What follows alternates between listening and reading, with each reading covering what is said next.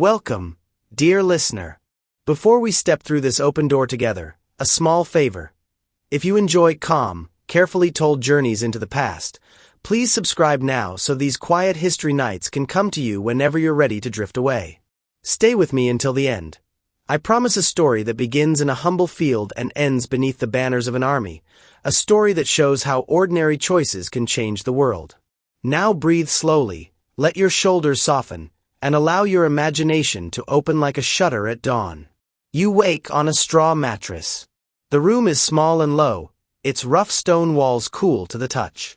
A single candle guttering in a metal holder paints slow, patient shadows that drift across the space. The air carries the honest sense of a life close to the earth. Hay, wood smoke, the faint sharpness of goat's breath. Outside, a rooster's cry splits the stillness. You rise and put on a coarse woolen tunic that smells faintly of lanolin. Your hands remember the rhythms of work, feeding hens, milking a goat, checking the harness on a great ox that will pull the plow. Breakfast is plain and warm, a bowl of porridge, a hunk of bread, a sip of thin ale that keeps the chill at bay. There is tiredness in your bones, but there is also something steadier. Purpose. This is a life measured not by minutes but by seasons. The turning of the year sets the cadence of toil and rest. Plant in spring, tend in summer, reap in autumn, store and mend in winter. You owe part of your harvest to a local lord, you pay a small tithe to the church, and in return you have shelter, protection, the right to till a plot that might feed your children. Your world is local. Most people you will ever know live within a few miles of your village. Yet despite the narrowness of geography, your days are wide with meaning. Childhood laughter threads through the lanes. Market day brings a burst of color and talk. Feast days turn ordinary bread into a small festival. Stories, more potent than coins, pass from lip to ear. Tales of saints and heroes, of miracles and monstrous beasts, stories that teach as much as they entertain. Imagine a boy in this same field, chasing a butterfly, sword of wood in hand.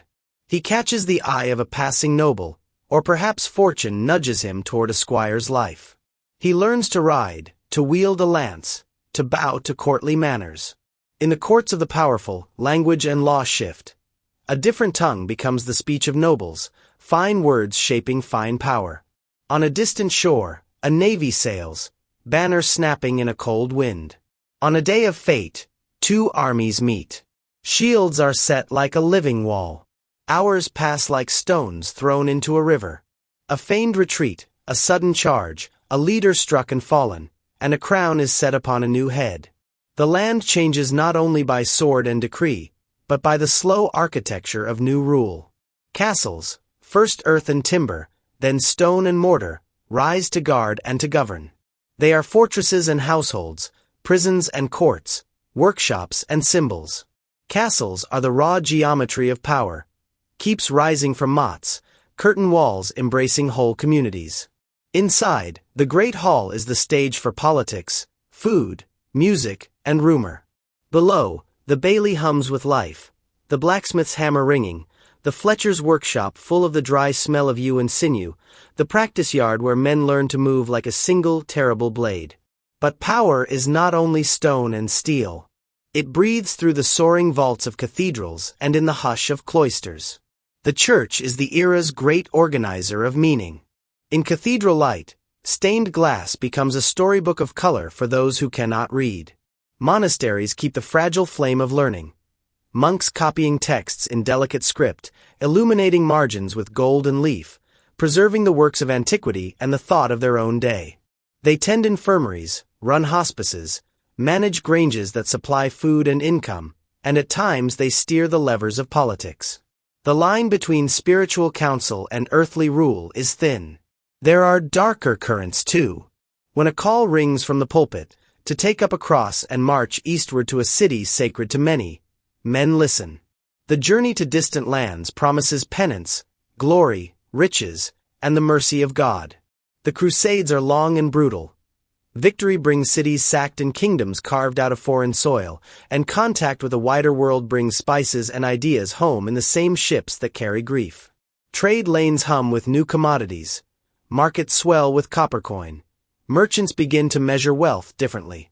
Towns grow. Guilds form to guarantee craft and price. A new middle class emerges, skilled in counting and risk, in the art of negotiation rather than the art of the sword. And then the world can change in a single invisible season. A pestilence moves along trade routes, crossing water and land with the stealth of a tide. It chooses no station. It takes the young and the old, the humble and the high. Bodies fill the streets. The air seems to hold a heaviness that has nothing to do with weather. Those who survive find themselves living in a different economy. Labor is scarce. The bargaining power of peasants grows. Old ties loosen. The feudal world that seemed unbreakable reveals seams. Out of grief and horror come new possibilities and brutal scapegoating. The social landscape is remade as much by loss as by law. In towns and workshops, life hums a different note. Picture a carpenter shaping a chair, the rhythmic strike of his mallet steady as a metronome. The blacksmith arcs a piece of iron red and bends it under practiced force. A merchant returns from a long route with bolts of cloth that catch the sun differently from our own. In taverns, people exchange news and jokes and the taste of life. The merchant is an innovator in a world still tending to tradition. He risks storms and brigands, but with each successful voyage towns become a web of connections larger than a single village could ever be. Those connections carry ideas as well as silk. New methods of farming, medical whispers, bits of mathematics that change bookkeeping, small techniques of craft that make things lighter, stronger, more beautiful. And art insists on rising. In stone and glass, builders strain toward the heavens. Cathedrals like great music in stone lift the eye and the spirit. Walk a cathedral once it is finished, and feel how the architecture directs attention upward, as if the building itself is a hand pointing toward the divine. The labyrinth in the nave is a small pilgrimage, a place to walk and to think, a way for those unable to travel to the distant holy places to enact the inward journey. Legends circle these projects.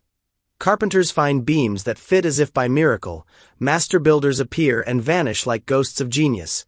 Entire communities give labor in a devotion that binds them beyond their daily tasks. The cathedral is a collective dream made visible. Not all who shape this world are cloistered or armed. Some are thinkers, stubbornly curious. In the study halls of universities and the cloistered scriptoria, minds tug at the edge of the known. A scholar argues that observation matters, that to understand the natural world one must look closely and record faithfully. Another works to reconcile reason and faith, insisting that the two are not enemies but guides to different aspects of truth. These figures sometimes draw suspicion. They are accused of heresy or sorcery, or their books are treated with a guarded reverence. Yet their questions ripple outward, sowing seeds that will grow centuries later into new ways of knowing. Across the plains of Asia, mounted warriors change the game of empire.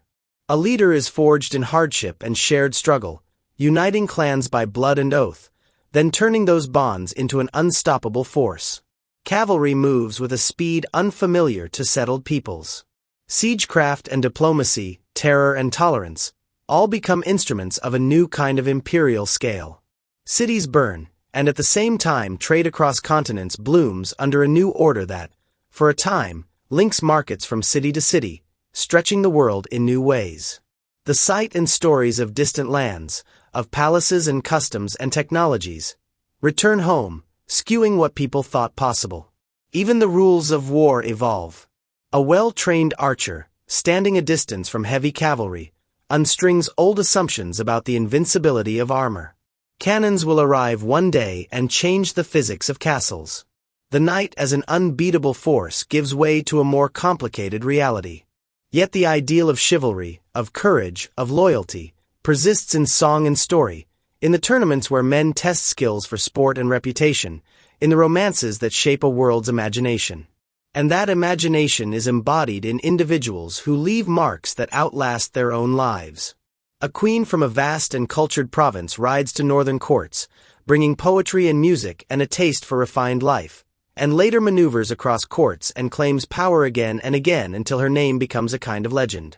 A monk gives his life to poverty and compassion and is later remembered for seeing divinity in the smallest creatures, and his example kindles a movement toward humility and service in a world racked by opulence and greed. A learned friar composes systematic thought that will be read for centuries, seeking to reconcile faith with reason and charting a path that lets human inquiry flourish within devotion. A merchant who learned to measure risk and honor agreements becomes the seed of a new class, of towns that will one day rival the estates of lords. All these strands, the peasant's daily grind, the merchant's ledger, the monk's silent devotion, the knight's thunder on the field, the master builder's geometric faith, weave a tapestry. Some threads are bright with triumph, soaring cathedrals, the spread of learning, crafts that refine into art. Some are stained with sorrow, wars, plagues, bitter injustices. Yet together they explain the slow, relentless motion of change. Institutions that felt eternal bend and reshape under pressure. New ideas seep in from distant places and alter how people think, pray, and build. The horizon itself seems to shift, not overnight, but as the sum of countless small movements. In the quiet hours before dawn, the village breathes as one. Smoke curls from chimneys. Carts creak as goods are readied. The scriptorium's candle may already burn while the monastery's bells call the faithful. Across a continent, people rise for different tasks, each task significant within its sphere. Some will leave for pilgrimage, some for war, others for trade, many for the steady labor that keeps families fed. Each life contains a complex mix of fear and hope, of small joys and deep sorrows. In the end, the greatness of an age is not only the battles won or the buildings raised, but the ordinary acts of care that let human communities endure. As you lie back and let your breathing slow, imagine walking through a market square, merchants calling their wares, a child tugging at a mother's sleeve, a minstrel tuning a lute. Or picture the hush within a chapel as the light of morning filters through glass and falls on faces bowed in prayer. Picture the steady hand of a craftsman smoothing wood, the careful ink strokes of a scribe forming a single letter that will be read by someone generations from now. Hold these images as if they are small lamps you can carry forward when morning comes. Before we close this evening's wander through time, I want to leave you with a few questions to carry into your dreams and then into the morning. Which single scene from tonight's walk did you find most alive, most surprising, or most tender? If you could spend a day with any person we met on this journey, a peasant in a field, a monk in a scriptorium, a knight at his practice, a merchant in his counting house, or a queen at court, who would it be and why? If you could bring one lesson from that age into our own, one practice, one idea, what would you choose, and how might it change the way you live now? If you are here in this quiet space because you love the mood and the voice, please like this video, leave your thoughts in the comments so others can join the conversation, and subscribe to the channel if you would like more evenings like this. Your subscription helps this calm corner of history keep growing, and your comments help us all think and dream together. Now, when you are ready, let your fingers and toes loosen, let your breath fall into its natural rhythm, and imagine yourself stepping out of that humble cottage one last time, breathing in the cold, clear air of a new morning. Carry with you the small comfort that every life, no matter how seemingly ordinary, is a vital thread in the vast human tapestry. Sleep well, dear listener. May your dreams be filled with stone and song, with labor and kindness, with the soft persistence of everyday courage. Until we meet again on another journey through the mists of history, rest easy and wake ready to add your own small light to the long unfolding story.